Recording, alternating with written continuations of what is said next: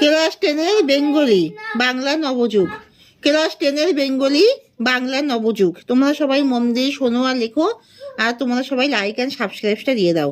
সবাই like and সাবস্ক্রাইবটা দিয়ে দাও, দিয়ে মন দিয়ে শোনো আর লেখো। বাংলা নবযুগ, ক্লাস 10-এর বেঙ্গলি।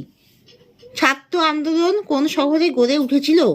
ছাত্র আন্দোলন প্রথমে গড়ে উঠেছিল বোম্বাই শহরে, পরে আনন্দমোহন বসু ও সুরেন্দ্রনাথ বন্দ্যোপাধ্যায়ের প্রচেষ্টায় ছাত্র আন্দোলন কলকাতায় গড়ে উঠেছিল। কলিকাতা ছাত্রমণ্ডলীর প্রতিষ্ঠাতা কে? আনন্দমোহন বসু।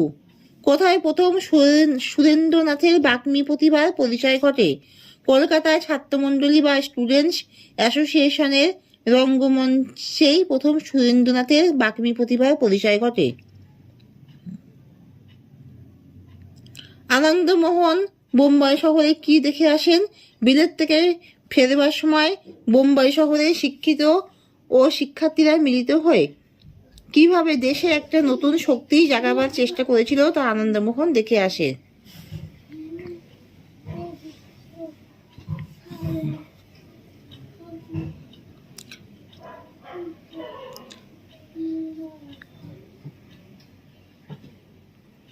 বোম্বাইয়ে ছাত্র আন্দোলন কি নামে পরিচিত ছিল? তার উদ্দেশ্য কি ছিল?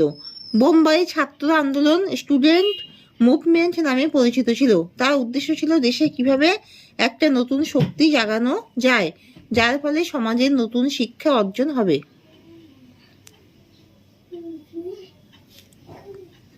দাক্ষিণাত্য শিক্ষক সমাজের জন্ম কিভাবে হয়েছিল?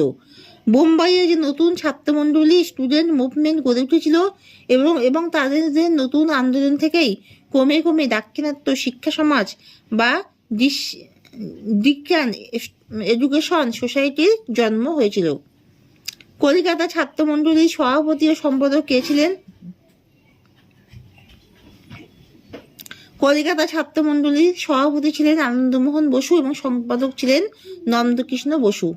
সুরেন্দ্রনাথের বক্তৃতার বিষয় কি ছিল? তিনি কোথায় প্রথম বক্তৃতা করেছিলেন? সুরেন্দ্রনাথের বক্তৃতার বিষয় ছিল rise of the Sikh power in India. Calcutta ছাত্রমণ্ডলী বা স্টুডেন্ট অ্যাসোসিয়েশনের রঙ্গমঞ্চে তিনি প্রথম বক্তৃতা করেছিলেন।